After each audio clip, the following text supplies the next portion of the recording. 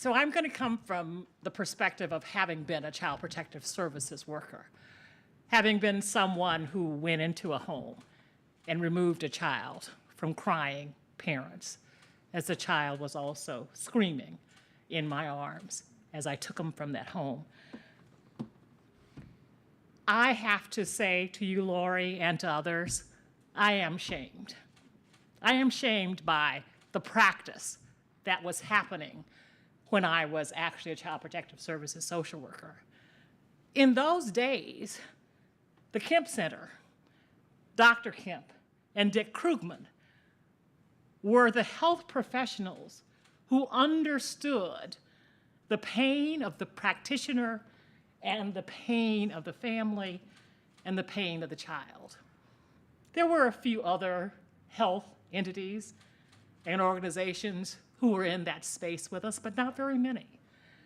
So I am gratified and pleased to be here today, knowing that we are finally coming together with the healthcare system, the child welfare system, the legal system, all of the systems saying it is our issue, and it is our issue in partnership with families. Lori's comment that we should not shame perpetrators hits me in my gut and in my heart, because I believe there was a time when we did shame perpetrators. And we have learned, and we've learned at Casey Family Programs and at other organizations who are in this work now, you know, when children age out of foster care, where do they go? They go back home. They find their parents. They find their kin. They want to go back to community where there are ties that will last them for a lifetime. Ending child abuse as we know it in our lifetime is an imperative that none of us can ignore.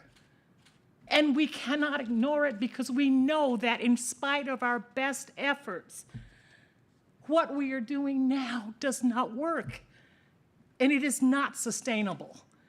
And part of the reason that it's not sustainable is because we have not joined together in the way that we are talking together today to do something different than what we've always done.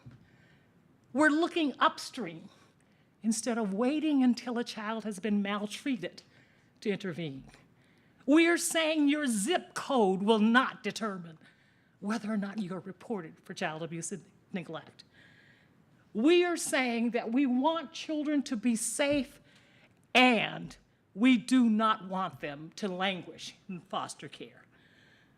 Our current system defines safety for a child as prevention of repeat maltreatment.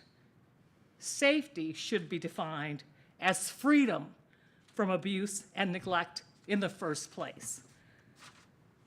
So, the risk of ACEs, clearly for all families, but certainly in certain zip codes, it's exacerbated.